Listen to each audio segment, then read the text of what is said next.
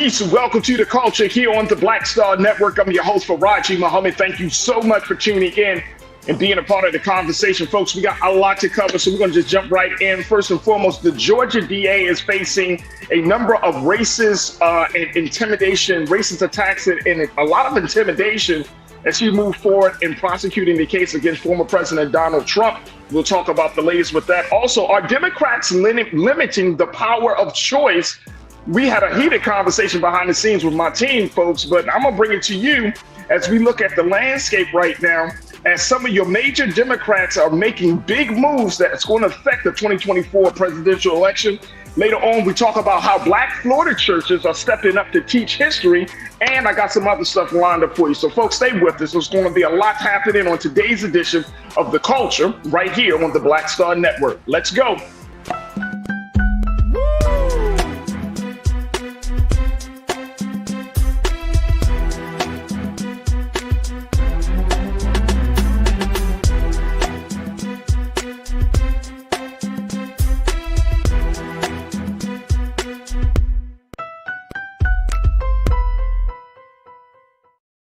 All right, folks, welcome to The Culture here on the Black Star Network. I'm your host, Farajii Muhammad. Thank you so much for tuning in and being a part of the conversation. Folks, we got a lot to cover. First and foremost, happy Friday. This is a great Friday because we're going to have some dope-ass conversations with you about what's going on with our politics, with our government. But first, let me do a little roll call for my culture crew that's checked in on our YouTube page as we're streaming live right now. Right there on our YouTube page, just go under Roland Martin's YouTube page, join us in the chat, and be a part of the culture crew for today. We're also streaming on our Facebook page under Roland Martin. And as you can see right there at the bottom of your screen, folks, just right here, all of the spaces that we are streaming on, and we want a big shout out for Amazon News as we are streaming on Fire TV. We're also streaming on Plex TV, and you can find us in a lot of different places on your Android, your iPhone. But make sure y'all do your due diligence, download the app for free, support us financially, and continue to be a part of the conversation. All right, let me do my roll call. I got Tiana checking in, Pauline, good to see you checking in. Deidre Hall, thank you so much. Conscious Thought, I'm waiting to hear what you got to say on these conversations, Conscious Thought. Thank you so much. My sister Cindy D, I want to hear from you as well. Lori Parks, I got you in here. Thank you so much for checking in. Who else we got here? With my pastor, Brother Damon Blissett. I'm looking for him. I see a lot of folks just coming into the room, so make sure you do your due diligence. Jump into the room, be a part of the chat, because we're going to get into some healthy, and I'm telling you, some very rich, vibrant conversations about what's going on right now. All right, this Friday, so let's get into it. I got my brother, who is a diversity, equity, and inclusion specialist. He is a brother that's doing some fantastic work on a local level as well as on a national level. And I'm so always happy to have him on here, my brother Shanadu Wakorfor.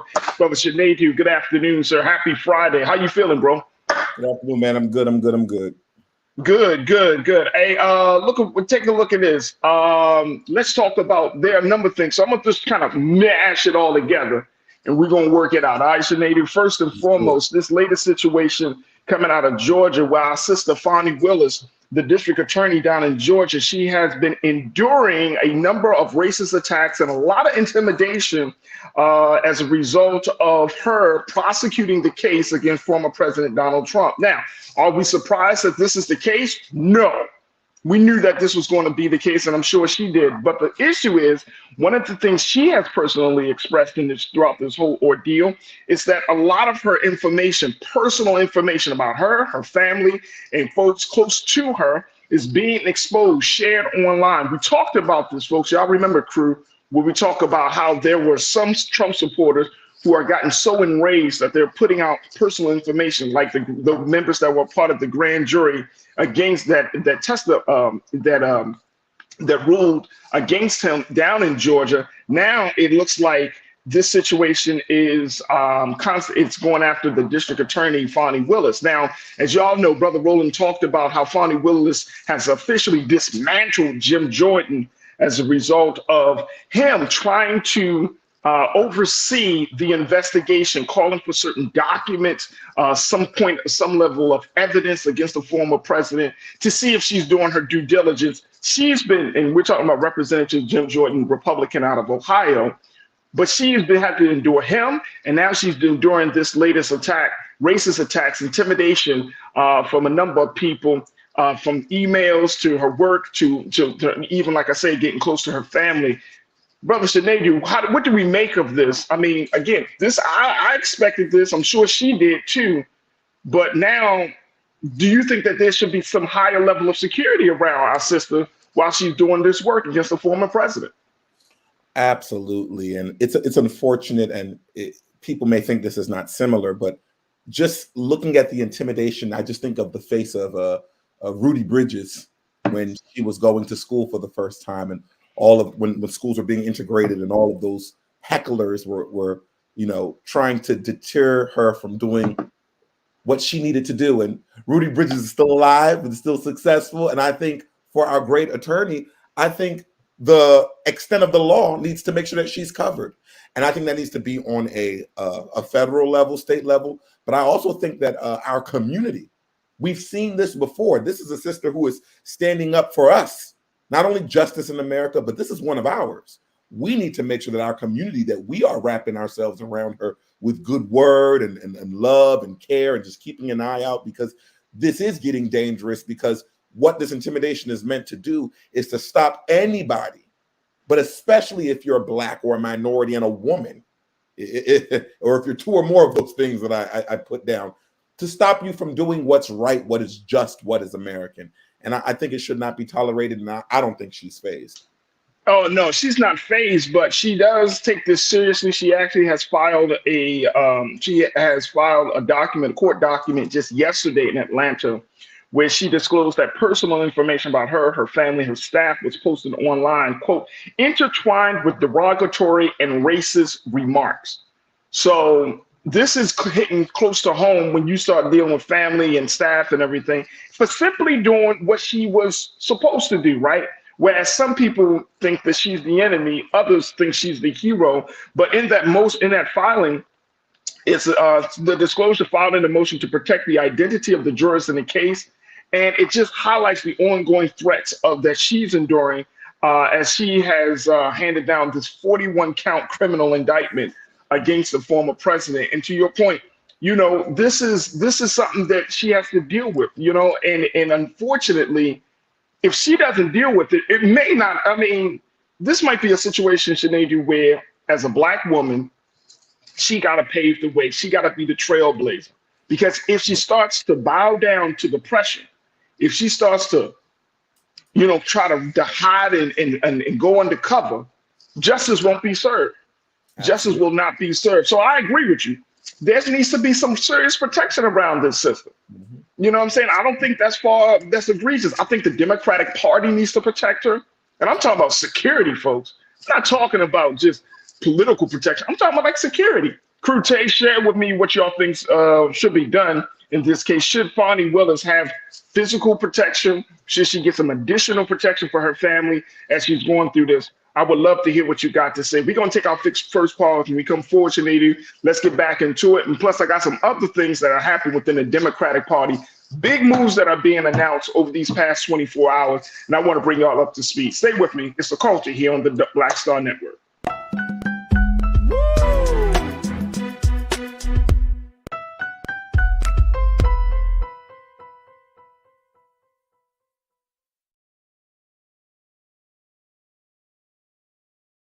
On his first day in office, with the country in crisis, President Biden got to work for us. Cutting Black child poverty in half, more money for Black entrepreneurs, millions of new, good-paying jobs. He's lowered the cost of living and prescription drugs. But there's more to do. He gets it, because we all deserve dignity, safety, respect, and a chance to do more than just get by, but to get ahead. I'm Joe Biden, and I approve this message. When you talk about Blackness and what happens in Black culture, we're about covering these things that matter to us, speaking to our issues and concerns. This is a genuine people-powered movement. There's a lot of stuff that we're not getting. You get it, and you spread the word. We wish to plead our own cause too long have others spoken for us. We cannot tell our own story if we can't pay for it. This is about covering us. Invest in Black-owned media. Your dollars matter. We don't have to keep asking them to cover our stuff. So please support us in what we do, folks. We want to hit 2,000 people, $50 this month, raise $100,000. We're behind 100,000, so we want to hit that. Y'all money makes this possible. Check some money orders. Go to P.O. Box 57196, Washington, D.C. 20037-0196. The Cash App is $RM Unfiltered. PayPal is R Martin Unfiltered. Venmo is RM Unfiltered.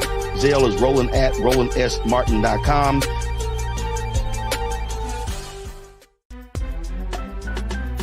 I'm Farajii Muhammad, live from LA. And this is The Culture. The Culture is a two-way conversation. You and me. We talk about the stories, politics, the good, the bad, and the downright ugly. So join our community every day at 3 p.m. Eastern and let your voice be heard. Hey, we're all in this together. So let's talk about it and see what kind of trouble we can get into. It's The Culture. Weekdays at 3, only on the Black Star Network. Folks, Black Star Network is here. Oh, no punching! I'm real revolutionary right now. Support this man, Black Media. He makes sure that our stories are told. Thank you for being the voice of Black America, Roland. Stay black. I love y'all. All momentum we have now, we have to keep this going. The video looks phenomenal. See, this difference between Black Star Network and Black-owned media and something like CNN. You can't be Black-owned media and be scared. It's time to be smart. Bring your eyeballs home. You dig?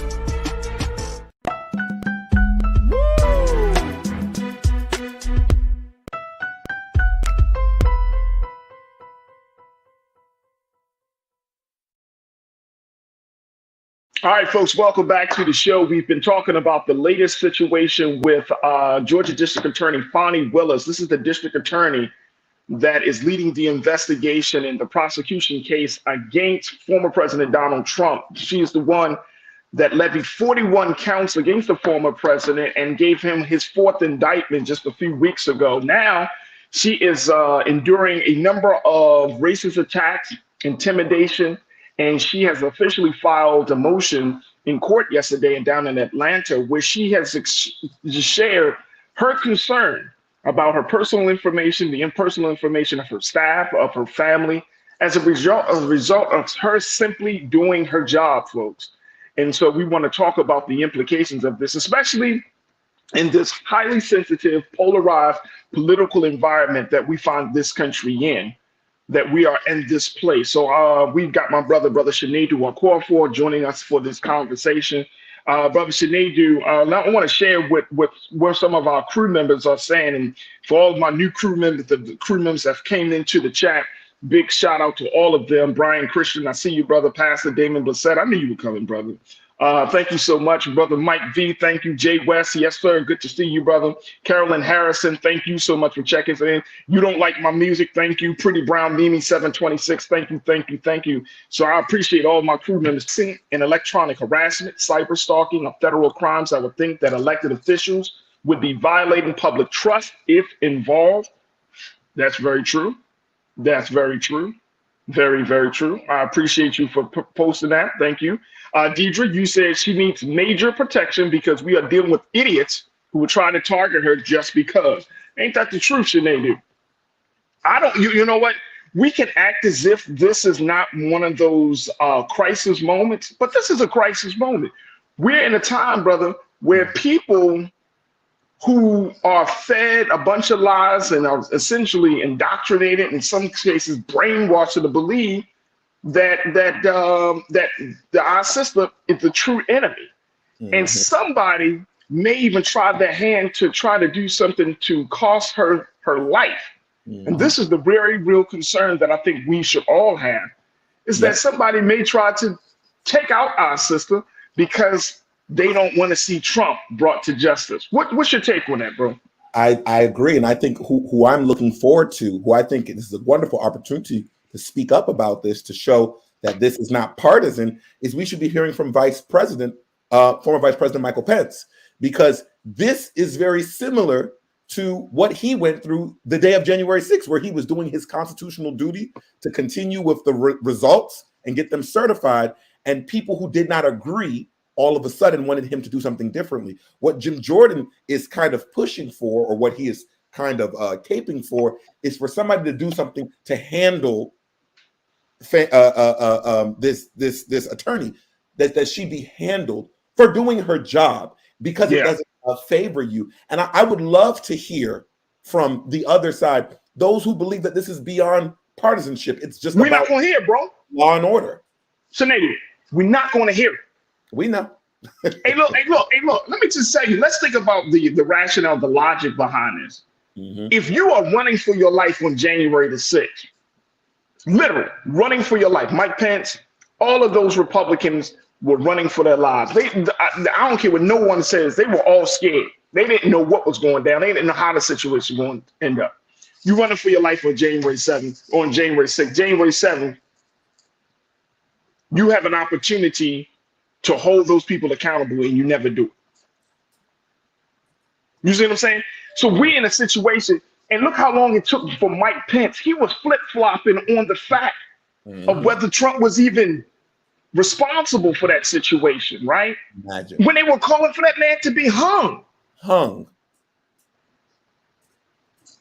So while I have no confidence, no faith whatsoever that the other side, and this is not because they're Republican, it's just because of what politics has done to these individuals, to the point where they're so wrapped up in the party thing, they're not even thinking about just the human side of it, the human element. These people were some of these Trump supporters would have killed these people if they were just in the chambers 2 or 3 minutes longer, literally. Mm-hmm. Craziness. All right, let me throw this up in the mix here. As we talk about this, I want y'all to keep that in mind. Let's put that on the back burner. Let's talk about the simple fact. Now we are looking at a situation within the Democratic Party. Two things happened that I think over these past 12 or 24 hours, folks, that we should bring in mind. One is Nancy Pelosi has officially announced that she's seeking re-election to be House Speaker. She said this. She's 83 years old. Now, of course, we know she has a long, storied, historic career. She's one of the great trailblazers of the Democratic Party. She's been there. She's done that. She's dealt with, and then she's been a regular target of Republicans, right? But now, you know, people were saying because of that attack on her husband that she was going to step down. She was going to kind of chill out a little bit. She officially announced that she's running for House Speaker again. Boom. That's one thing. The second piece is Governor Gavin Newsom. He came out to say just yesterday or just this past week that he will not be running for president of the United States, and he offered his support for President Biden. Take a look at this one. Let's put screen quote 1 on for the California governor, please, Keenan, please. He said this. He said, and he's trying to put an end to speculation that he might run for president in 2024, saying he's all in for President Joe Biden. He said, I think we need to move past this notion that he's not going to run. He told NBC's Meet the Press host Chuck Todd in an interview, adding that he looked forward to getting Biden reelected. I think there's been so much wallowing in the past few months and hand-wringing in this respect, but we're gearing up for the campaign. We're looking forward to it. He said his message to donors wondering if the nominee will be someone besides Biden. He has said, time to move on. Let's go. This is Governor Gavin Newsom, governor of the state of California. So Gavin Newsom is not running for president, folks. My question here is, are Democrats limiting the power of choice as we're looking at this landscape? Because guess what? I'm hearing it. Y'all hearing it. I'm hearing it. Everybody is saying, okay, Trump is going to be the nominee. That's one. That's not a guarantee. We know that is not a guarantee. Anything can happen. right? Anything can happen. It's 14 months until this national election. We do not know what for sure. But okay, fine. We say Trump is the nominee. But for the Democrats, yesterday, literally yesterday, CNN did a poll, and we talked about this poll, Brother Shanadu, where CNN found that a lot of people do not, and I'm talking about Democratic voters, do not want to see Biden as the nominee. Now we have a party who is saying, no, he is going to be the nominee, and essentially, that's the guy. Where's the power of choice for the American people? What part of, and I'm not saying this because I'm saying this for the system and institution. Is this truly about democracy, making sure that the American people have the choices to be able to determine who the next person should be, especially if a large majority of those Democratic voters are not happy with this idea of Biden being the nominee? Or is this about a personality? Like, oh, we gotta stop Trump. Therefore, he's the only one that can stop Trump. Where's the power of choice? Where's that part of the American experiment called democracy? Talk to me, Shanadu. It's not there. And I think we have to take a look at ourselves, whether you're Democrat, Republican, or independent. What this is like, it's boogeymanism. Both sides are doing it. Like, I'm the only person who can stand up. I'm the only. Everybody is not caping for Biden, who's a Democrat. And it's not saying that he did bad or did well. But the great thing about being an American is simply choice. We saw through the first couple of years that a lot of the folks on the progressive side were not excited about some of the decisions that are being made within this White House. But it seems like what's happening is the same problem that is happening on both sides. It's a system just being ran by the old guard. And I think it's beyond the candidates themselves. Hear me clearly. It is beyond Trump and it is beyond Biden. It is the systems. Those parties that keep the system running, they're doing something behind the back. Because what it sounds like to me, and it's not me being conspiratorial, it's just paying attention, with Gavin Newsom making that announcement. Gavin Newsom, you are young, you are fit, you are running one of the biggest, if not the biggest economy in our country. Come on, man. Come on. Why would you not? Why would you not make an inroad for a run?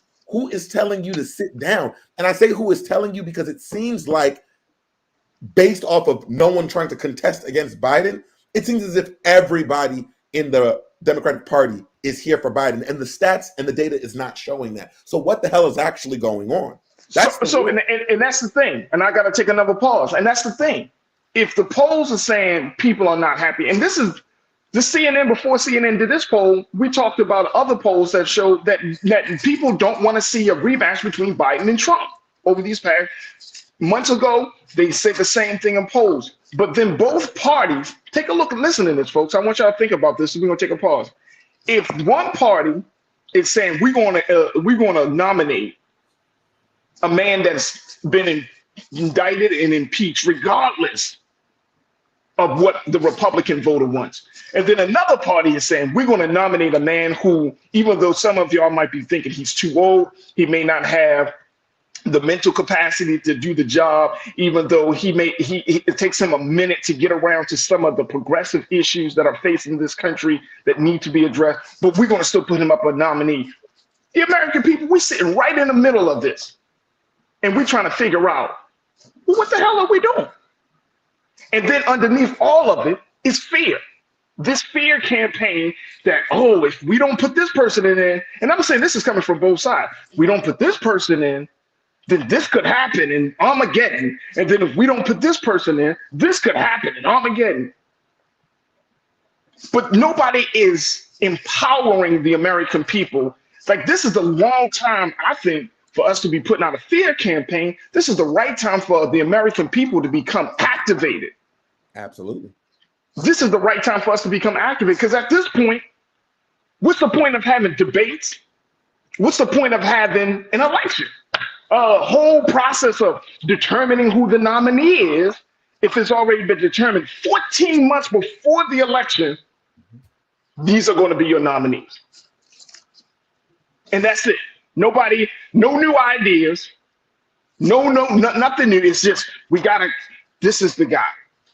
Folks, we got to take a quick pause. When we come back, crew members, I'd love to get your take on this. Are Democrats limiting the power of choice? What's your take on this question? Join me in the conversation. We're streaming live on YouTube. That's under Roland Martin. We're streaming on Facebook. And, of course, we're streaming on BlackStarNetwork.com, Amazon News, and Plex TV. Stay with us. It's The Culture here on the Black Star Network.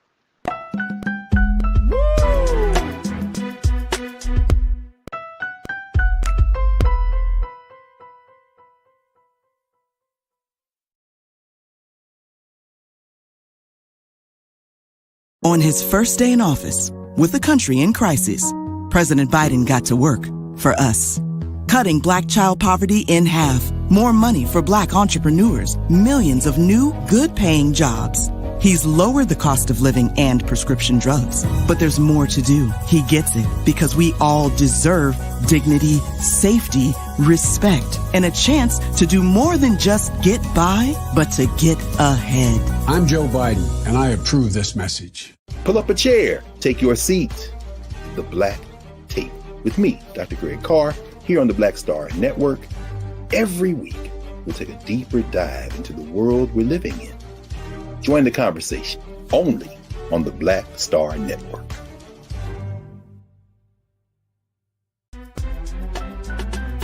I'm Farajii Muhammad, live from LA. And this is The Culture. The Culture is a two-way conversation. You and me. We talk about the stories, politics, the good, the bad, and the downright ugly. So join our community every day at 3 p.m. Eastern and let your voice be heard. Hey, we're all in this together. So let's talk about it and see what kind of trouble we can get into. It's The Culture, weekdays at 3, only on the Black Star Network. When you talk about blackness and what happens in Black culture, we're about covering these things that matter to us, speaking to our issues and concerns. This is a genuine people-powered movement. There's a lot of stuff that we're not getting. You get it, and you spread the word. We wish to plead our own cause. Too long have others spoken for us. We cannot tell our own story if we can't pay for it. This is about covering us. Invest in Black-owned media. Your dollars matter. We don't have to keep asking them to cover our stuff. So please support us in what we do, folks. We want to hit 2,000 people, $50 this month, raise $100,000. We're behind $100,000, so we want to hit that. Y'all money makes this possible. Checks and money orders go to P.O. Box 57196, Washington, D.C. 20037-0196. The Cash App is $RM Unfiltered. PayPal is R Martin Unfiltered. Venmo is RM Unfiltered. Zelle is Roland at RolandSMartin.com.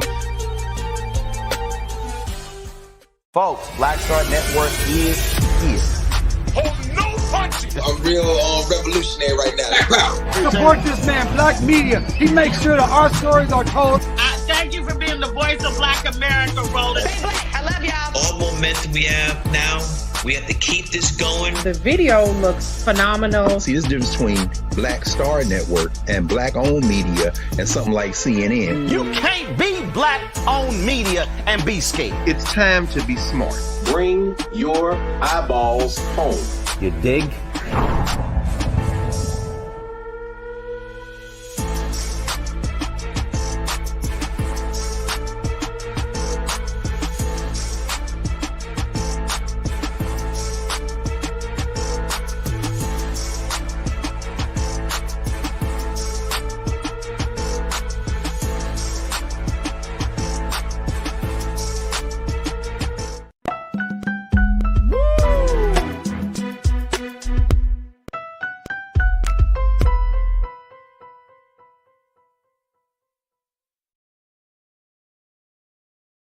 Folks, welcome back to The Culture here on the Black Star Network. I'm your host, Farajii Muhammad. We're asking the question, are Democrats limiting the power of choice where there's already this growing narrative that Biden is the guy, Trump will be the guy, and we may see a rematch of Trump-Biden come 2024?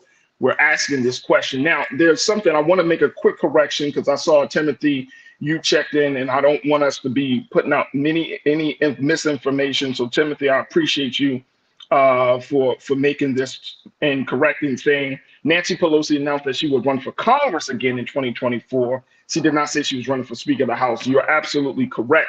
So I just want to correct myself in sharing that information, that again, she's not looking for the Speaker of the House, but she's running for Congress in 2024. So Timothy, thank you so much, bro, for correcting us.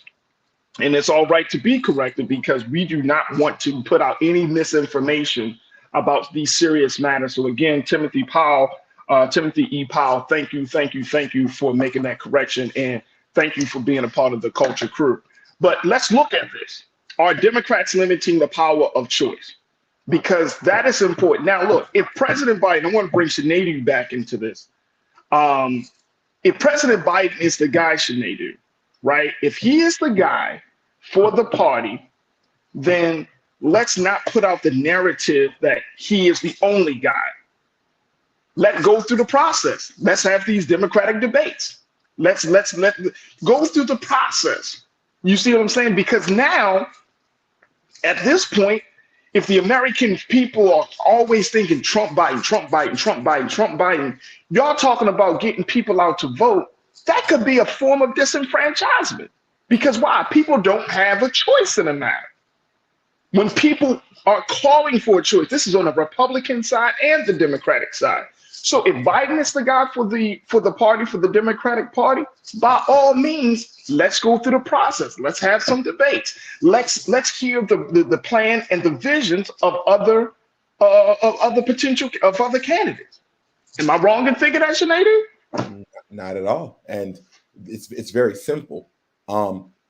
I'm not going to, or I shouldn't have to vote for you or choose you as the candidate just because you were the candidate last time and you're better than what's on the other side. That's very dangerous, because if it's because you're better than what's on the other side, then the bar has been minimized. And this is not to be critical of the Biden-Harris campaign. It's just about, let's be fair and equitable.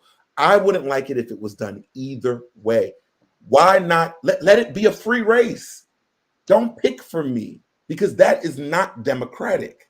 And if everybody's saying we're not going to go against you, where is the democracy in all of this? Is this a fake democracy? Is that what's going on? And again, this is not to be critical of Biden. It's about being critical of the democratic process. Let us go through each step without skipping every time there's an election.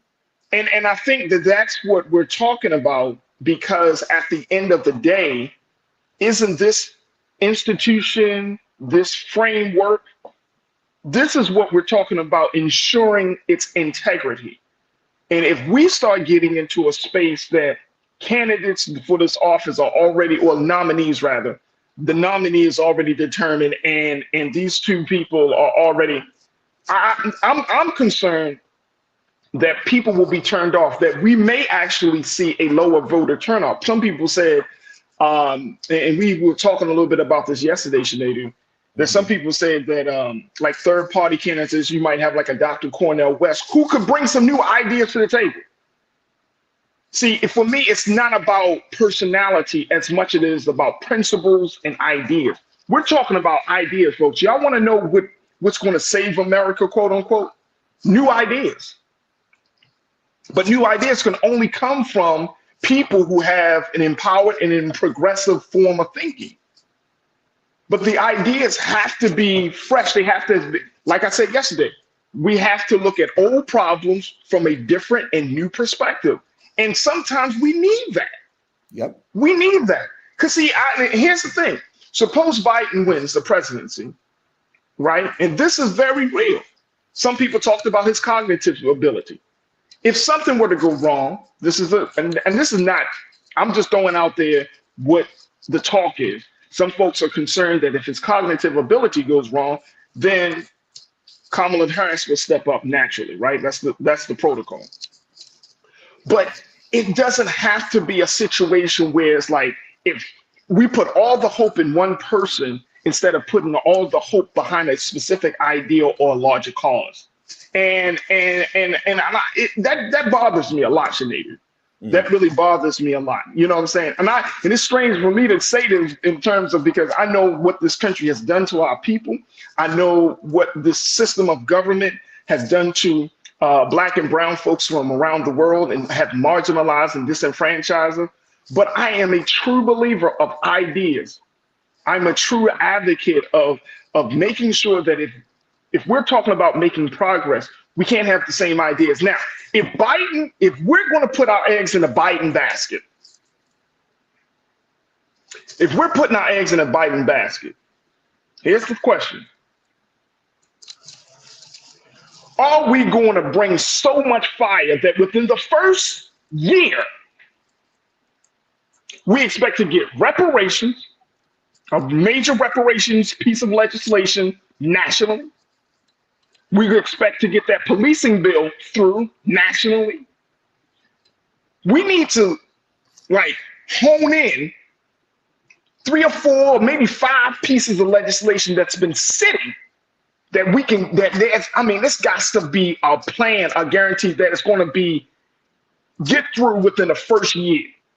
First year, I'm not asking for year 3, year 2, I'm talking about year 1. Because don't give me the bobo and say, oh man, democracy, democracy, democracy. You limit my power of choice, but then you want me to believe and have hope in something that's not there. Talk to me, Sinead. I'm just saying, because I can't do this for another 4 years. And I'm talking about this empathy, just putting all of our eggs in one man's basket, this go along, get along type of politics. I can't do it. I can't do it. Yeah, and if you're going to be our president, which again, not against, you have to answer for the mandate for Black people. What was done for us that first term of yours? Get into details. It's not enough just to say that you have a Black VP. It's not enough. We appreciate it. Not enough though. What is the agenda? What are the agenda items that have been completed for Black people? And I'm not talking about indirect, because things like the infrastructure bill, it will help us, but that is not a direct thing that was targeted towards African American people. That's what I want to know. What's going on? What's going on with the mandate for my community? Because you can't tell me to vote for you and that you'll do more next time when I need to know what you're doing this time. What have you done this go around? We're not done with the student loans. We need to know more about that, because that was a huge, huge, huge, huge equalizer for not only African Americans, but for minorities as well. Clearing that debt would have brought African American people to a stabilized point where young people my age could actually look forward to getting a home and not being in debt just to do so. I know what the Supreme Court has done. What are you now going to do about that? These are the type of things that I need to be hearing about now. Let's not wait until it's next year and we're down to the wire. I need to hear about it now, right now. All right. And look, my sister, infamous Kiki, you bring up an excellent point. You made 2 comments. I'm going to share them with you for everyone. You said, 1, I believe in ideas too, but I believe in money too. Where's the Black super PAC? I'll wait. That's our problem. We're too naive. Facts. I agree with you. Because you know why, infamous Kiki? Because Black folks have been told that our power is in the vote. Not that our power is in the advocacy, lobbying, but our power is just going to the ballot box. That's why we push, and that's why I'm saying we could talk about going to the ballot box. That certainly is something, but the power, corporate America doesn't go to the ballot box. They just put money on the table. I agree with you. I agree with you 1,000%. So if we're talking about putting some new ideas, you said it in your second comment, money and power are needed to push ideas, Black super PAC. I hear you, and I'm in full agreement. But we got to get out of, and this is probably why part of me is like, it's okay that we could, if Trump comes into office, maybe that will wake us up. Maybe that will wake us up, because I feel like we're just too comfortable. Is anybody else feeling this way, crew? Are we just too comfortable? We like, oh, well, Biden's going to get in, bop, bop, bop. That we're going to fall asleep again. We don't have the liberty to fall asleep on a serious time like this. So Kiki, appreciate you. Very excellent points. Karen, you said Farajii, other prospects are discouraged due to lack of funds to compete. Without a super PAC to help fund the campaigns, other better candidates lack the multi-millions. This is the sad truth. You're absolutely right, Karen. You're absolutely right.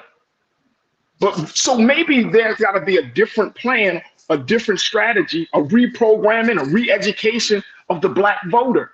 where the black voter truly understands it's not just about going to the ballot box. It's about putting money on the table. It's not just about going to the ballot box. It's about advocacy and lobbying. It's not just about going to the ballot box. It's about having an organized front so that if your vote doesn't seem you could bring somebody in office, they give you all of the sweet nothings in your ear on before election day, then you vote for them, and then come after election day, they don't have no time for you, then you can bring some fire to their asses through our unity. So if we're talking about some real stuff here, see, this is the thing, like, I don't want us to keep being asleep. I want us to be empowered. I want us to be engaged. I want us to have the political power. Let's keep it real. And I've made a comment like this on IG. I was on IG yesterday, and we talked about the vote, the vote, the vote. Our people did not die and sacrifice their life just for us to cast a ballot. They died and sacrificed their life to have political power. That's a different idea than just voting as a part of it, but political power is what our people sacrifice for. Y'all talk to me. Talk to me. Political power. How do we have political power? Sinead, I want to see if we got my man Sinead, because I hope we didn't lose him. All right. Sinead, it's not about just casting a ballot. Our people wanted political power. At that time, we couldn't go to the ballot box. So the Voting Rights Act had to be enacted. And now, 50 years later, 60 years later, do we have political power? Even though we vote? No, we don't. Because we wouldn't be asking the questions like Kiki brought up. We wouldn't even be talking about having a super PAC if we had political power, because we would already have one. Come on, man. You got the final word on this. I think to the point of what Kiki said, it might be time that we do create a super PAC. And this is not me being ageist, but I will say this. It seems like the younger generation is the one that feels the most unheard, but we have a huge access to capital. Maybe it's about time we put a lot of our money where our mouth is, and so that, because that's the way the political system works in this country. If you don't have that super PAC representing you, you don't get too far, because what it seems that's happening is when the elders, who I respect so deeply, folks like Clyburn, they get in there, all of a sudden they speak for all of Black America. And I'm like, hold on, that's my elder and I respect him, but all of our values are not syndicated together. And we might want to have that conversation, because that's the political game. If you're going to win this political game in this country, it don't work without super PACs. Maybe it's time that we start caucusing ourselves in different delineations of different groups within the Black group. It just can't be one Black thing and we're all in the CBC and that's all we got. Maybe it's about time that we start considering caucusing in different levels, in different ways, in different creations. Come on. There it is. Look, we got to take another pause. I know, Brother Sinead, you got to jump off, but I truly, truly appreciate you spending us a few extra minutes with us this afternoon, giving us your insight, brother. So God willing, we'll reconnect with you next week. But you know the conversation is going to stay hot over this next hour. Absolutely. Folks, we got to take a quick pause. When we come forward, let's continue to talk about this. I'm going to bring in our other Culture Crew member, Corinna Denise, to check in. She's been very vocal, and I know she got a lot to say. So we want to hear from her. We got that conversation that will continue to happen. Also, folks, I got to talk about this idea of corporal punishment in schools, and how some Black churches in Florida are stepping up to fill in the gaps of teaching Black history to Black children, because Florida doesn't want to. We got a lot to cover in the next hour. Stay with us. It's The Culture right here, exclusively here on the Black Star Network.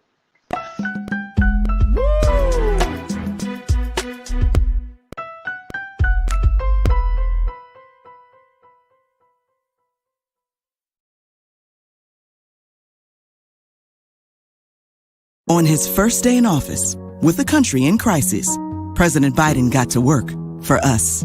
Cutting Black child poverty in half, more money for Black entrepreneurs, millions of new, good-paying jobs. He's lowered the cost of living and prescription drugs. But there's more to do. He gets it, because we all deserve dignity, safety, respect, and a chance to do more than just get by, but to get ahead. I'm Joe Biden, and I approve this message. When you talk about Blackness, and what happens in black culture. We're about covering these things that matter to us, speaking to our issues and concerns. This is a genuine people-powered movement. There's a lot of stuff that we're not getting. You get it, and you spread the word. We wish to plead our own cause. Too long have others spoken for us. We cannot tell our own story if we can't pay for it. This is about covering us. Invest in black-owned media. Your dollars matter. We don't have to keep asking them to cover our stuff. So please support us in what we do, folks. We want to hit 2,000 people, $50 this month, raise $100,000. We're behind 100,000, so we want to hit that. Your money makes this possible. Check some money orders. Go to P.O. Box 57196, Washington, D.C. 20037-0196. The Cash App is $RM Unfiltered. PayPal is R Martin Unfiltered. Venmo is RM Unfiltered. Zelle is roland@rolandsmartin.com.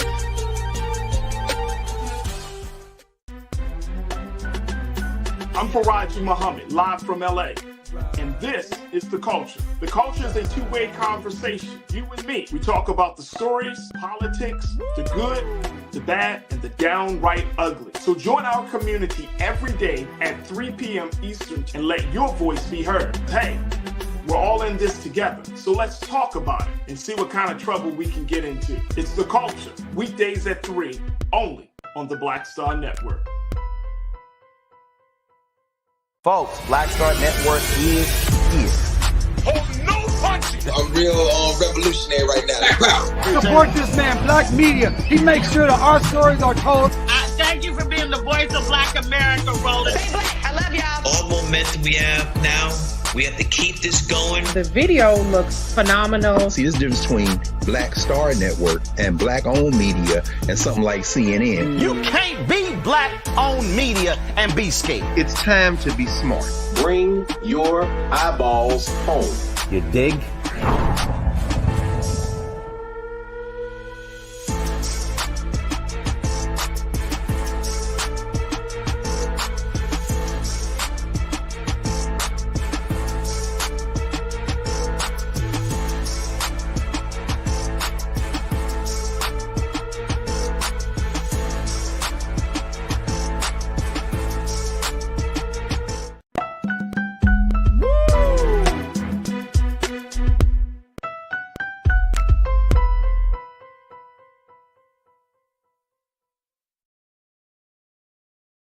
All right, folks, welcome back to The Culture here on the Black Star Network. I'm your host, Farajii Muhammad. Thank you so much for tuning in and being part of the conversation.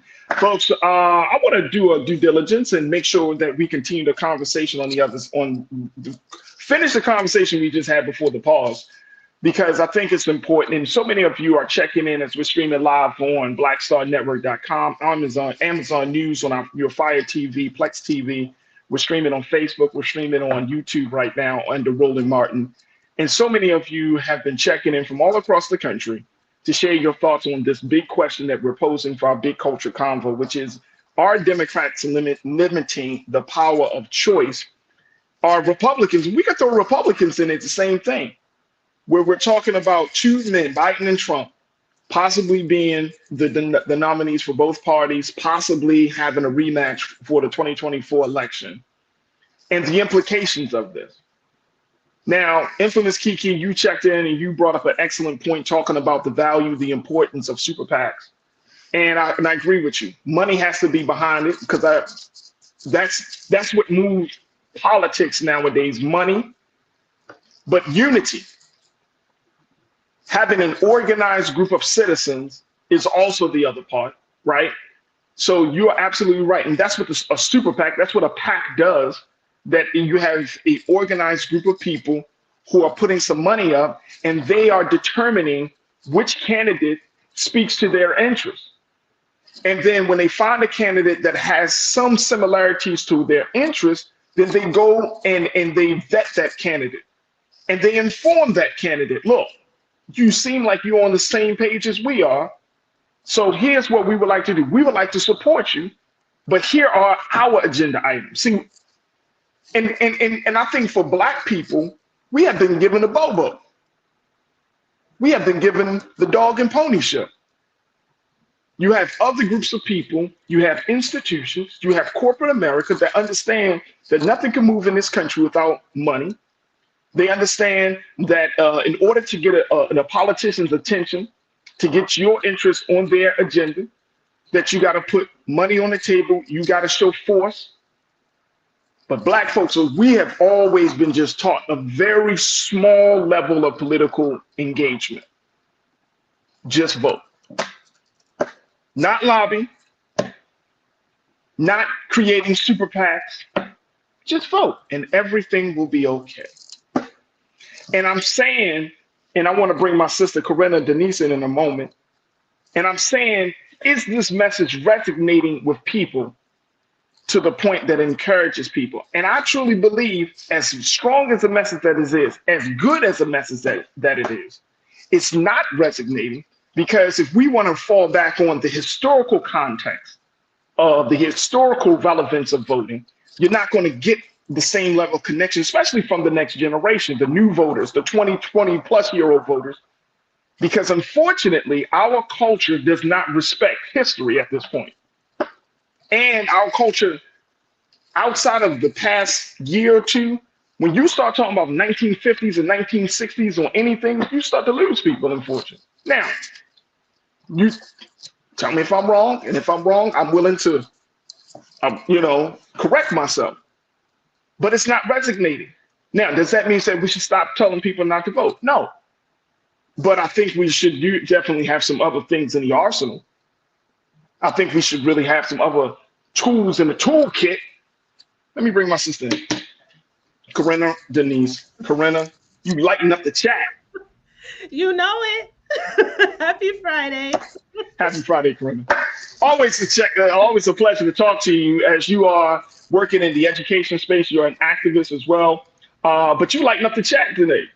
You talking about this. You brought up some valid points. You talked about the point of, Biden's age and how this is an ongoing conversation. And I get it. It's really a non-starter, because Trump, even though people acting like Trump don't have no cognitive issues, he's old. And if you listen to Trump in any interview, and I'm gonna just throw this out there. Go to an old Trump interview when he was interviewed by Oprah, say 30 years ago, 40 years ago. You can tell that he is suffering from cognitive issues too. Let me just tell y'all, he just hides it better. But if you listen to his interviews with like Tucker Carlson and stuff, his stream of consciousness is just all over the place. Yeah, but Farajii, here's my thing.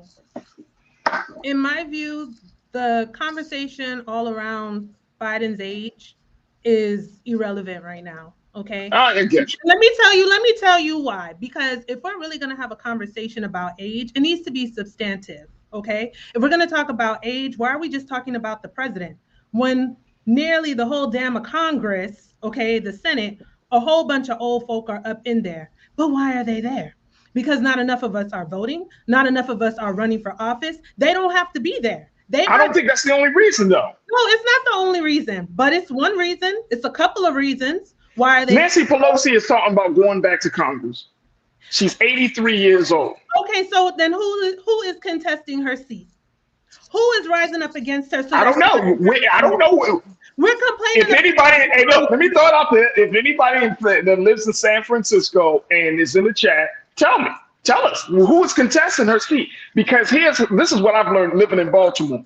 Sometimes we get so comfortable as voters that we want to put people back in office because we have a semblance of they're a nice person, their name is more highly recognizable. They may have done some things, right? But that idea of putting some new person into it scares us, Corinna. It can be scary, but then if we're going to be having these conversations, then these are moves that we have to consider making, right? Otherwise, why are we having the conversation? Either we're going to work to figure out creative solutions, right? Or we're going to be in a perpetual cycle of this ongoing debate about age, okay? And something else that's really, really stressing me out, Farajii, in my view, again, I think we are so laser focused on just the presidential election, which is very, very important. But equally so, we need to be focused on these Senate and House races, okay? Boom. I agree. I agree. Because at the same time, all right, if the legislative branch is not in order, okay, the judicial branch suffers and the executive branch has limited power. So we need to be talking about that. Something else too, we want to talk about our president and his age and all this stuff. Okay, well, y'all talk about Mitch McConnell? He done had a couple of freeze-ups. I need the energy to be even across the board. That's all I'm saying. No, that's agree. I agree. I agree. We need to talk about it full circle and consider everyone. And I just think we are laser focused on the president's age right now. And it has been a very intentional, calculated, and a great distraction because that's what we're focused on. Okay. And the last thing I'll say, because I know we got to take a break. We're raising the question, are Democrats limiting the power of choice? You know what? There are a lot of factors going into there. I will definitely agree to an extent, but what happened in 2016? I remember a whole bunch of people running to be president of the United States. Y'all didn't vote for them. Did anyone vote for Elizabeth Warren?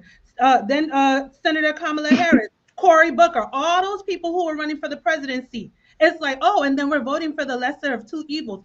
Well, how the hell did now President Joe Biden get the nomination? So I think this also speaks to the lesson of how important our primary presidential elections are as well. And now, so here's the thing. Here's the thing. Let me say something that speaks exactly to that point.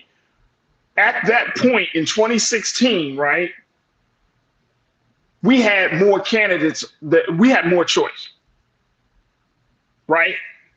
My concern is that we may not see as much choice then. I mean, as much choice now. I agree. You see what I'm saying? Like you, and then you ask now, who was the surprise front runner at that time? Before Biden went to South Carolina and met our brother down in South Carolina and got that boost, who was Biden? He was ranking number 4. Who was he? Who was the front runner at the time that concerned the Democratic Party? Come on, y'all say it with me. Senator Bernie Sanders. Who was around the same age. Who some people say, oh, he's a radical. He's crazy. He a socialist. But in the big scheme of things, if you looked at, again, I'm a man of ideas. I think that. So we put Joe Biden in. He made that stop in South Carolina. He got a boost. The narrative changed about him. He was the vice president of the first black president and all of this other stuff, all of the kind of like, the frilly thrills type of stuff. But then he had to be brought up to speed on the changing dynamics of this country. Because he wasn't speaking too strong at that time about Black Lives Matter. He wasn't speaking too strong about the police code. Anybody who's in the branch. That goes right across the line. Right. So look, let me take this quick pause. When we come back, more conversation. Got my sister Corinna Denise, Culture Crew member. Culture Crew, y'all just checking in on our YouTube chat under Roland Martin. Join us in the conversation while we can. Dan Gerendal, thank you so much for your donation. You made the question, why should any politician help any community? Unproductive people should not demand other people to help them. Maybe Corinna can speak to that when we come back. Folks, stay with me. It's The Culture here on the Black Star Network.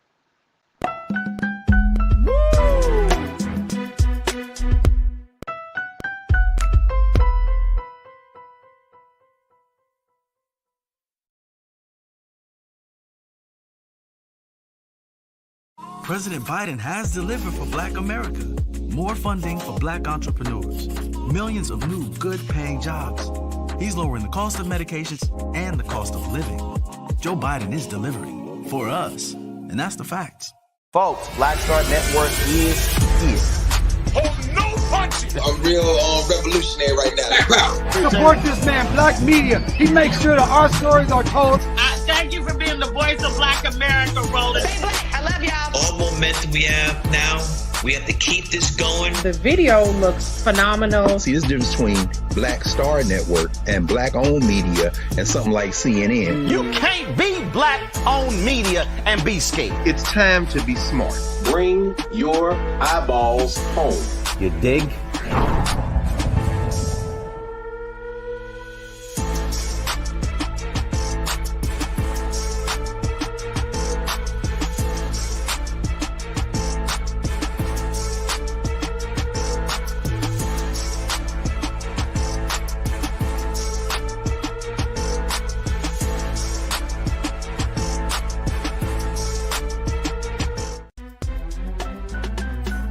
Farajii Muhammad, live from LA.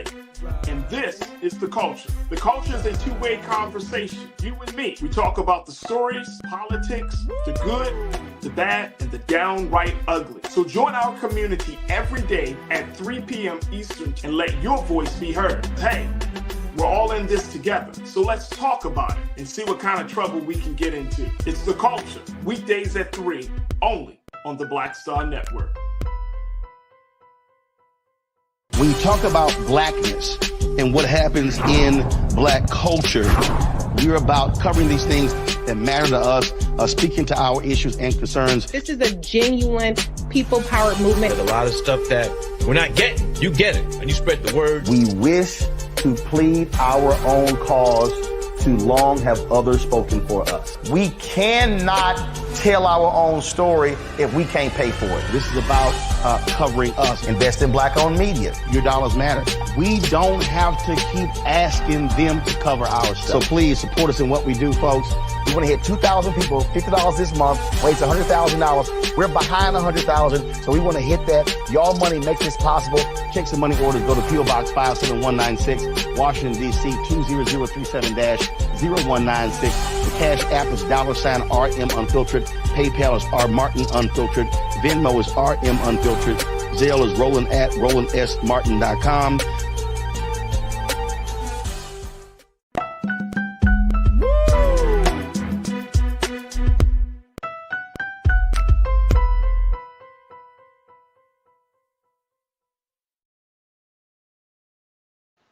All right, folks, welcome back to The Culture here on the Black Star Network. Talking about, are Democrats limiting the power of choice, when we talked about the fact that Nancy Pelosi has decided to run again for Congress, 83 years old. Some people thought she was going to kind of walk away or step down a little bit, especially given the attack on her husband.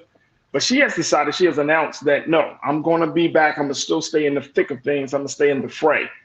Governor Gavin Newsom has said that he is going to be putting his full support behind President Biden in his reelection bid. So that takes Governor Gavin Newsom out of the equation of being a possible nominee for the Democratic Party, a person that, even though he has some skeletons in his political closet, folks were a little bit more welcoming to the idea that that the governor of one of the largest economies in the country is going to be throwing his hat in the conversation for president. Well, since that's not looking to happen, now we're back down to where we currently are. Now, this is not a conversation, and I want to be very clear, this is not a conversation about just the personality of the president. This is a conversation looking at the bigger picture, the broader landscape. And the great concern that I have, that we are supposed to be a part of a system where choice is the number one priority, which is why we go through the voting process to determine who is best fit to speak to our issues, to speak to our concerns, who's going to move the country forward in the direction that this country needs to go. We're talking about choice. So I've been talking and chatting up with my sister, Corinna Denise, who is a college advisor. She's an activist. She's a voter. And she's checking in from all the way from the state of Florida to talk to us about this situation. This is all about choice, Corinna. This is, for me, I like choices. I like choices in my personal life. You know what I'm saying? I hate to go to a place and they give you like one thing to eat and you're like, well, I have a dietary restriction, and they give you like one thing to eat and be like, well, you could just have salad. And you're like, I'm leaving the place because I don't have choice. I love choices. And I think the American people, especially Black America, we deserve choices. Now, if we find that the choices that we have that should represent a school of thought that is across the spectrum. Yesterday, we talked about bringing Dr. Cornel West. Imagine if you do have all of these different candidates on the stage for Black America, for white America, for all of America to see, and I'm talking about Democratic voters to see, that we would be in a space that's like, okay, this is more representative of where we stand in America. And if we choose somebody from that group, if it's Biden or whoever the case may be, then so be it. But I just don't think that it's healthy or beneficial for us to kind of already get into this narrative that Trump may win. He's going to be the guy. And if we don't push this one candidate, then we can't stop Trump from winning. And now going to your point about pushing the one candidate, Farajii, I think we need to be prepared to support. No, I'm not saying it's only about that, but I'm saying I think we need to be prepared to support whoever the Democratic nominee is, right? But again, we keep talking about the presidency, and we need to be equally focused on the Senate and the House. So even if Governor Gavin Newsom decided to run, I have yet to hear anyone, even Dr. Cornel West, are you going to give him the Senate and the House to pass the legislation that we need? Oh, and speaking of young folks, how about we at least elevate the younger folks, per se, who are actually already there, like Hakeem Jeffries? Why don't we make sure, okay, that the House gets their majority back so he can become the damn Speaker of the House? How about that? Okay, because the House, that's a good point. They were the chamber, okay, who passed all of the legislation that we wanted. They passed the Voting Rights Act. That shit got killed in the Senate. They passed, the George Floyd policing bill, a plethora of other bills. They passed the bills that were on our agenda that we wanted, but they lost their majority anyway.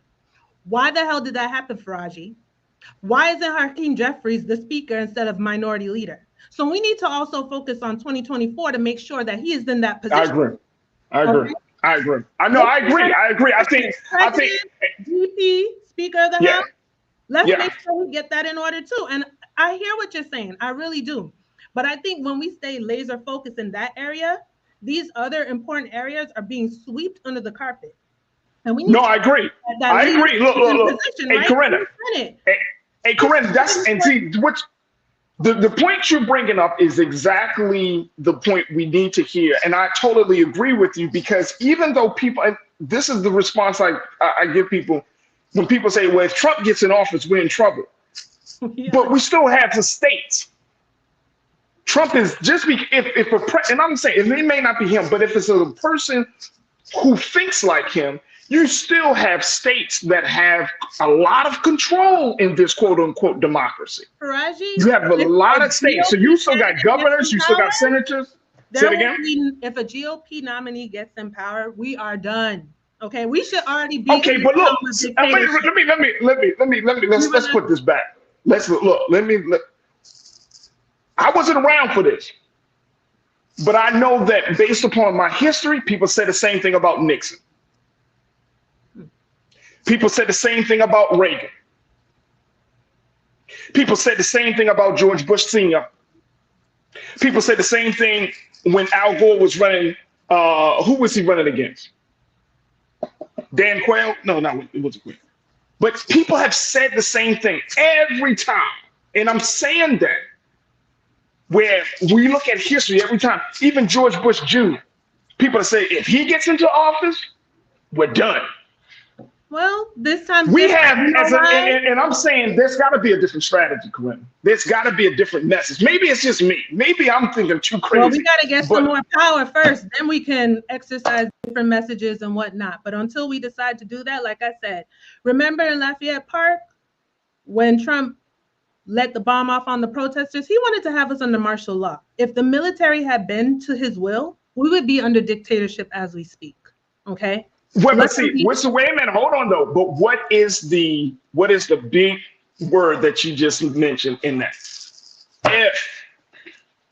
Well, there's a strong possibility. It took them 50 years, but they overturned Roe, didn't they? They're close to getting it. And guess what? Here's what I'm saying. Here's what I'm saying. Here's what I'm saying. Human nature will show you, science will show you, people are more apt to go a certain way, to do a certain thing or make a certain decision when they feel empowered. If you work from a place of fear, then that restricts our thinking to be able to decide what's the best course of action. When you are afraid, you clam up, you just start, your thinking becomes irrational in some cases, right? And I'm saying for us as Black folks in this country, we have been working from a place of fear for too long. I'm saying for us, if we, whatever we choose to do, and I'm with whatever our people do, but let's not work from a place of fear. Let's work from a place of gaining power. That's all I'm saying. Well, we got to start at the ballot box to gain the power. Ain't no way around it. We can lobby, but ain't no way around it, Farajii. All right. Listen, look. I got to take another quick pause. When we come back, we're going to continue the conversation. Stay with us. It's The Culture here on the Black Star Network.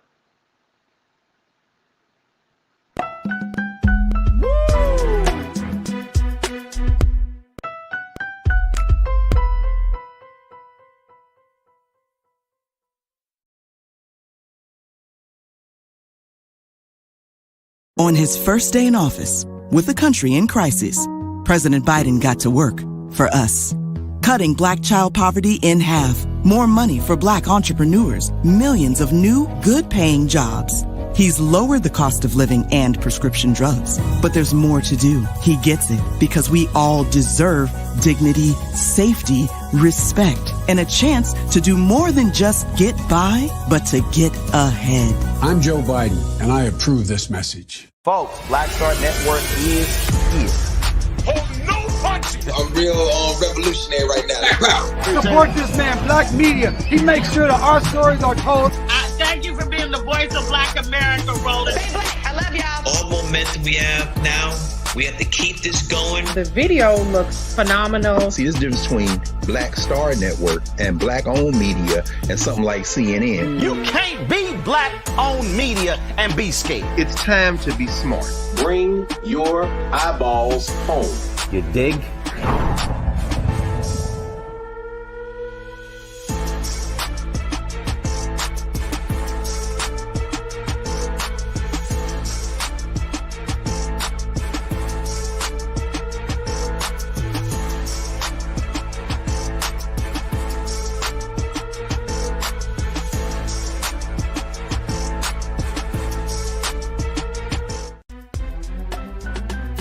I'm Farajii Muhammad, live from LA.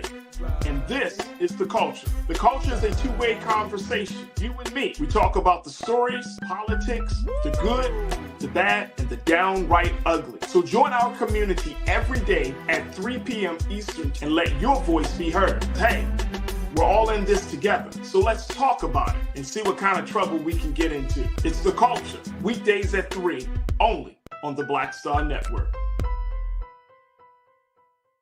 When you talk about blackness and what happens in Black culture, we're about covering these things that matter to us, speaking to our issues and concerns. This is a genuine people-powered movement. There's a lot of stuff that we're not getting. You get it, and you spread the word. We wish to plead our own cause.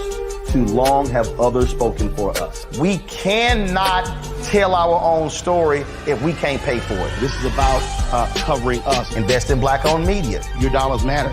We don't have to keep asking them to cover our stuff. So please support us in what we do, folks.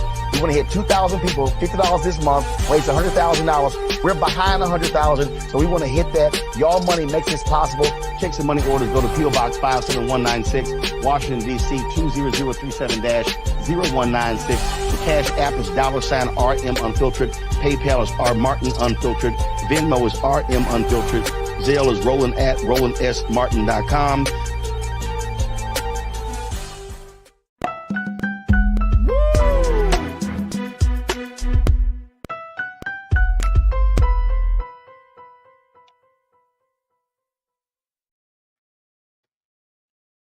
All right, folks, welcome back to The Culture. Corinna, let me bring you back in because you and me, we got the whole chatting. Yeah, you're gonna run up my blood pressure today. Hey, no, I'm not running up your blood pressure.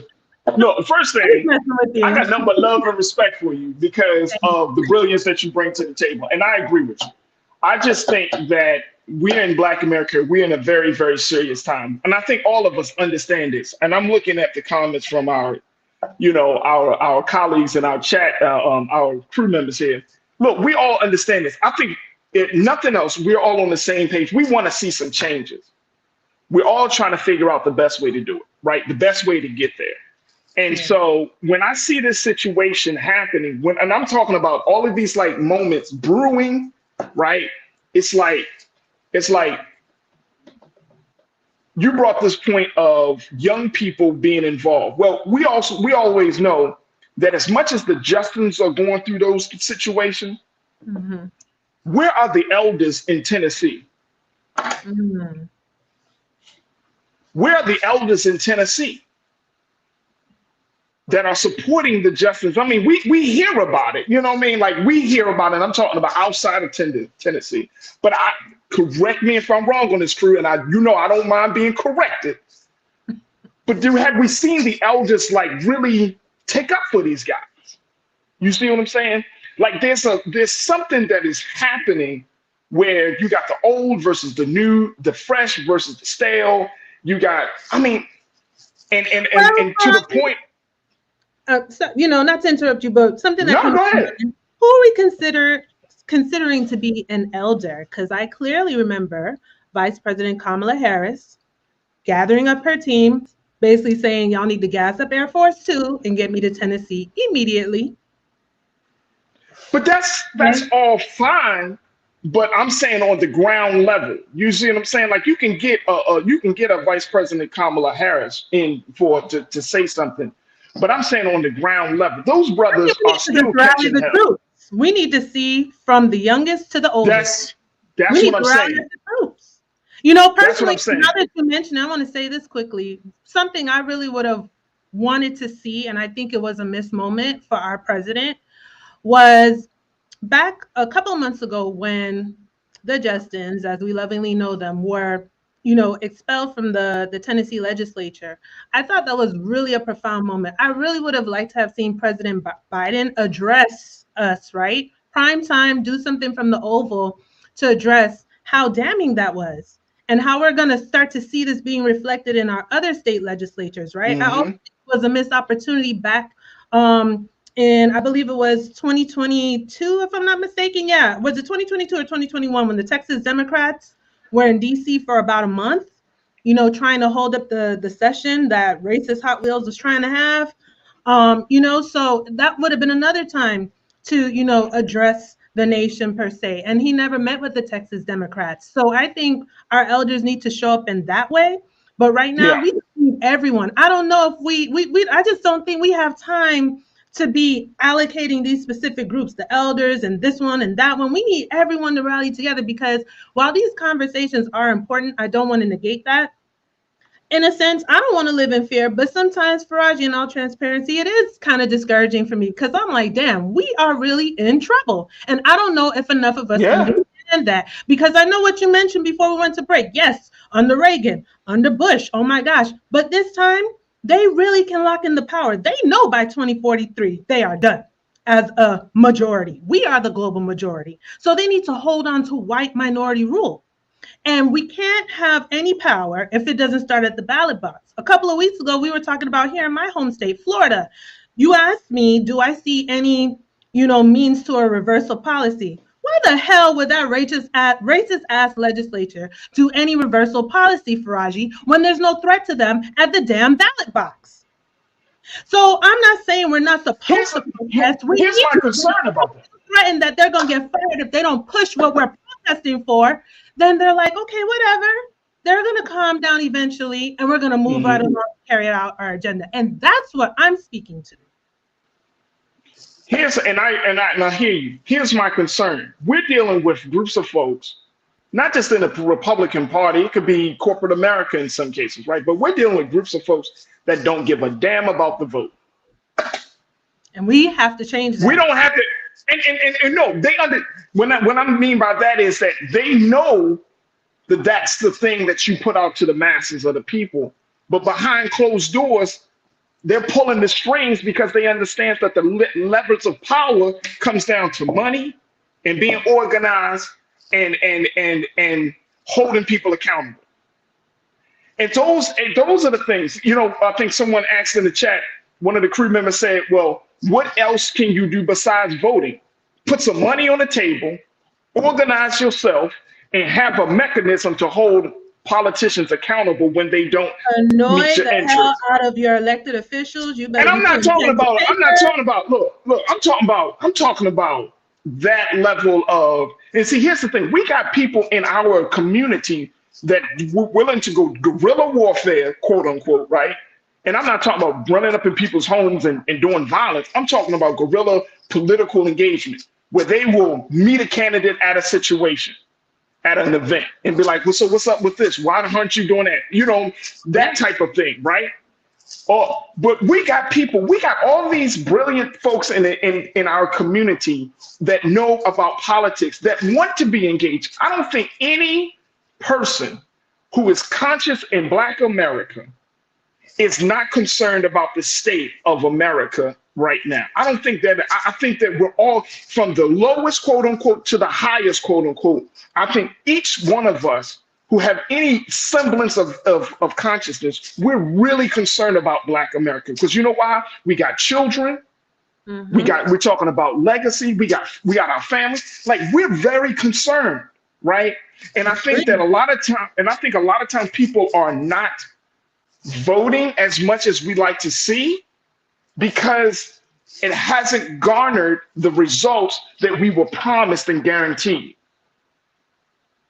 But quickly, after we voted, to your point, that's not the only arsenal in our toolbox, right? So how many of us are actually making an educated vote at the ballot, voting down ballot, and following up, staying involved after voting, you know? So I think there are lots of different pieces why, you know, there might be some people who are uneducated about that, Farajii, who just thought, yeah, I cast my ballot, and now they just sit back and they're like, well, what happened? Not realizing that they needed to apply pressure, that they needed to learn, that they needed to protest. So I think we have to educate them on that, right? I think so. Here's the thing: if I got to educate you, now you talking about your full transparency. Here's my full transparency. If I got to educate you about sustaining your life, then that's a problem. Well, this is true. I'm gonna be honest with you. Like, if I got to teach you how, then we're not even talking about voting. We got to go back to something else. You know what I'm saying? We got to have a different conversation. But it sounds. Look. We at different levels of the game, right? Yeah. But if I got to educate you and to be like, yeah, man, you know, and I got to go through policy 101, then you're not part of this conversation. At this point, I'm talking about the informed, the conscious voter, the person that's sitting on the side. They may have voted in a couple of elections, but they may not have voted in a couple of elections. We're talking about those folks, I think, more importantly than just, because if we got to go to ground, if we got to go to start at ground zero, for you to be like, well, why do we need to vote? Like, I can't do this. Well, that's true. I'm trying to focus on the folks that I can just rile up. We need to save ourselves, and I'm not trying to eat grass, y'all. I don't want to be in. No. Very quick. Suzette Speaks checked in. She brought up an excellent point. Your sister, my sister from the great state of Florida, she said, we have a lot of apathy too. And I got to take another pause, but we discount that people do feel apathetic about getting involved. They're just not feeling like, hey, what's the point? Now, do we keep driving this thing home, or do we offer some different options? Because that's what it is. Look, if we had a situation where you say, all right, you can vote, you can be a part of the super PAC, you can help us with some direct action on the political side, you can help us to build a Black candidate, help us to identify a Black candidate, give stuff to people for people to do. So that way people can feel like, you know what, here's where my talents could be best. We only giving folks one lane. We only giving folks for one lane. And people are just, we're everywhere right now. We're everywhere right now. And it shows. And when it comes back, if we got to take this pause, when we're talking about looking at this upcoming election, we got to put something, we got to put a different strategy on the table. Folks, I got to take another pause. Stay with us. It's The Culture here on the Black Star Network.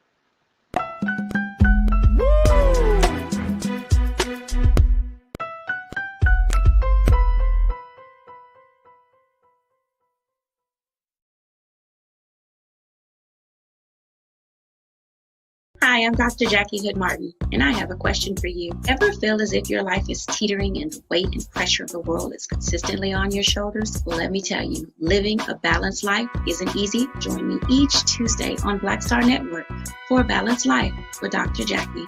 We'll laugh together, cry together, pull ourselves together, and cheer each other on. So join me for new shows each Tuesday on Black Star Network, A Balanced Life with Dr. Jackie.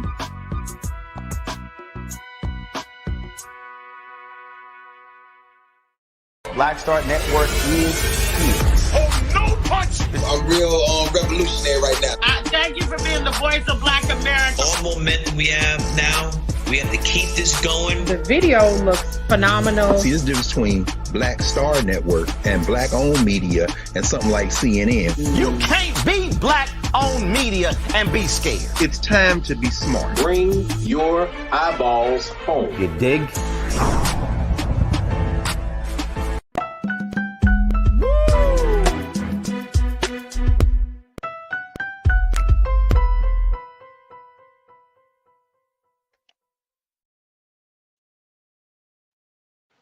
All right, folks, welcome back to the show. Got my sister Corinna Denise joining me today, as she does every Friday here on The Culture, 4 p.m. Eastern Standard Time. All right, let me go to some of the crew members.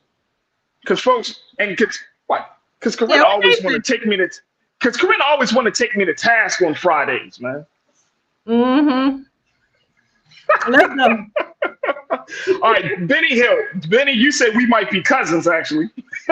Benny said we might be cousins. I don't know, Benny. We might be. Anyway, you said too tired of hearing go vote and watching generations get ignored or underserved. Those same groups are then blamed for systemic issues. Doesn't the system foster an uneducated voting class? Yeah, I think so. I think so. Benny. I'm tired too. In all honesty, I am tired too. But at the same time, I know my ass is going to vote. Because look, let me be very clear. I should wear a shirt that just says I'm a vote, because some people tend to believe like Farajii not going to vote. I'm going to vote. Calm down, y'all. I'm going to vote. Fine, because that's not the problem. Easily influence people, Farajii, who will think otherwise. So yeah, but see, I'm not telling you. I'm trying to get us to think critically. Like I'm not just because we can't just be like, I'm gonna vote and then we vote and then we do what? What else we gonna do? Be like, well, that's all we need to do. No, it's not. Thank you so much, Benny, for checking in. Monkey Confessions, you said, I don't want another Hope and Change candidate. The Black community was devastated under Hope and Change. Change for other groups, actual policy, hope for the Black community. Was that a job at President Obama? Would you think that was a... were you trying to go after President Obama right there, Monkey Confessions? I want to know. But here's the thing. I think we do need some hope, though. We need some hope.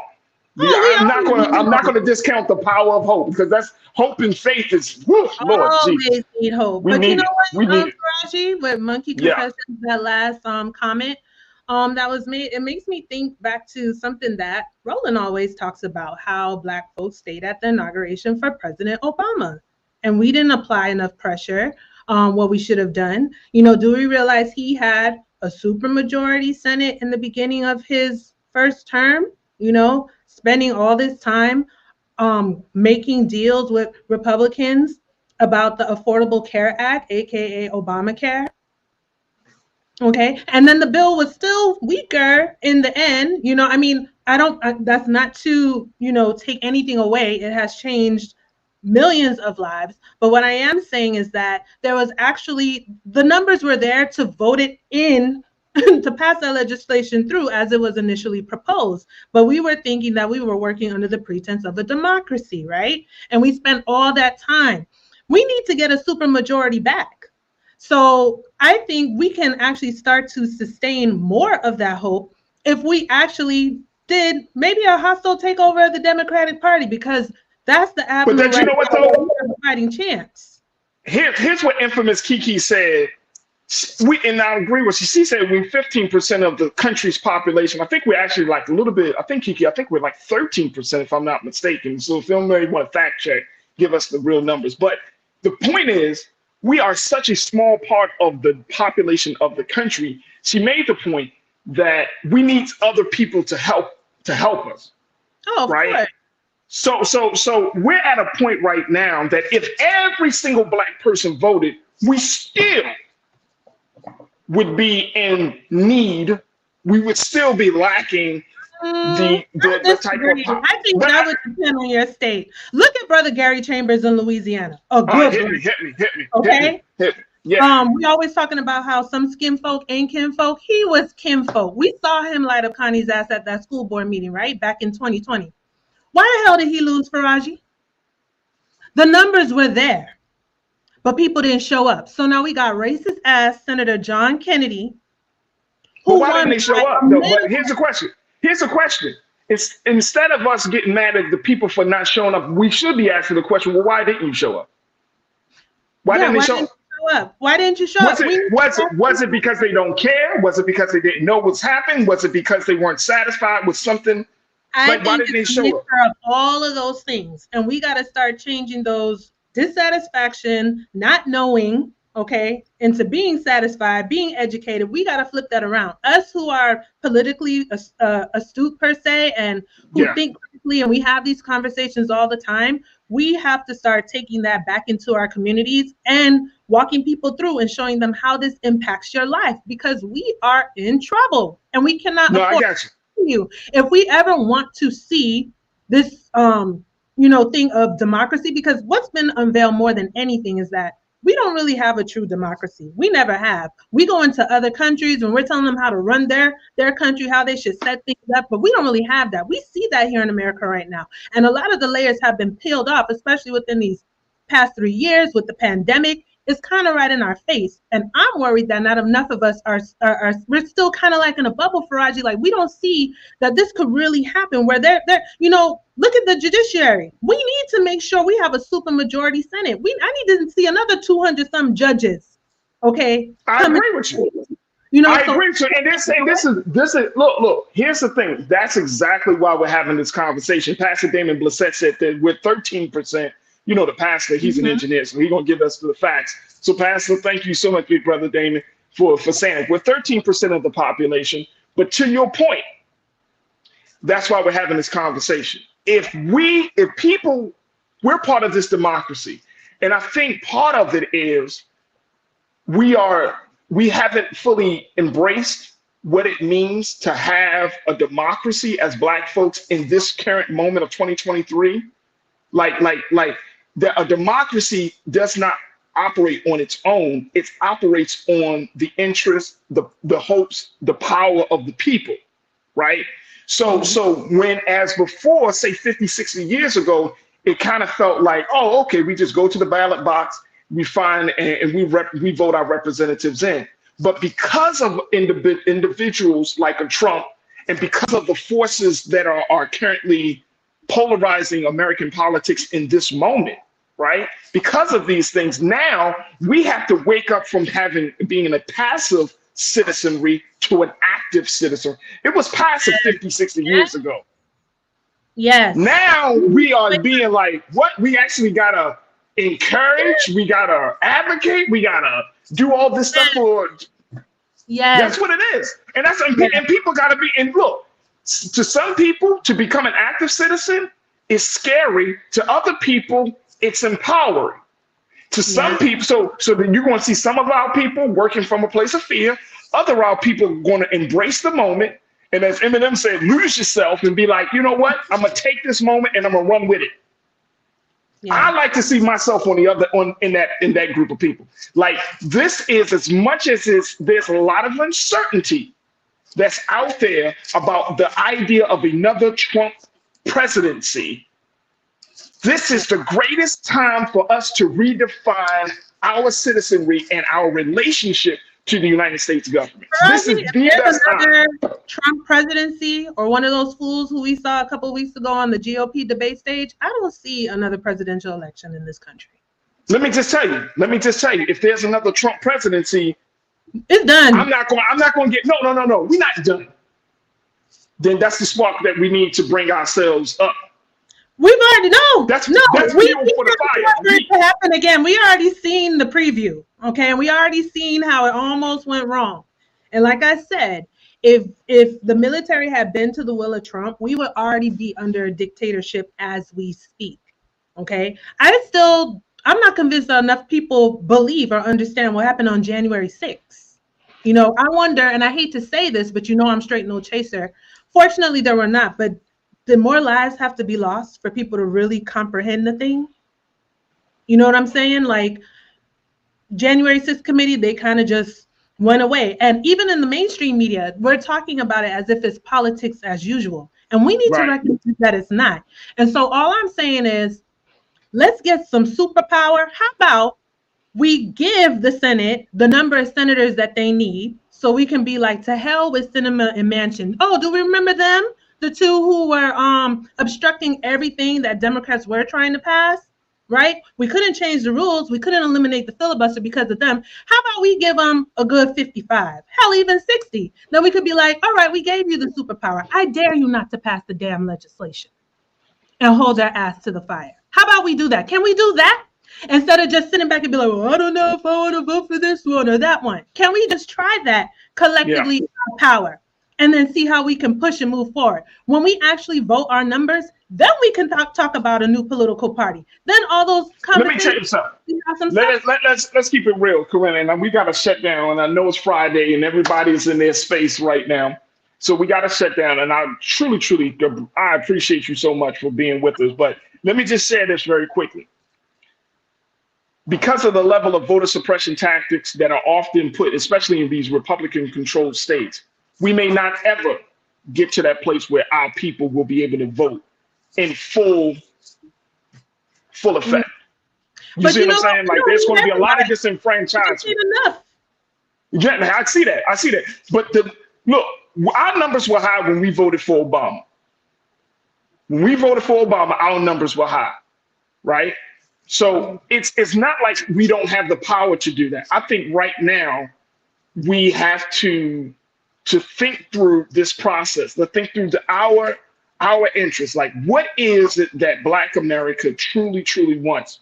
If Biden is the guy for the Democrats, then going back to my original point, first year, Mr. President, we need you to do this. Boom, boom, boom, boom, boom. First year. But he can't. We need a full guarantee. And I get it. Full Senate and House. So then now, look, if we understand that.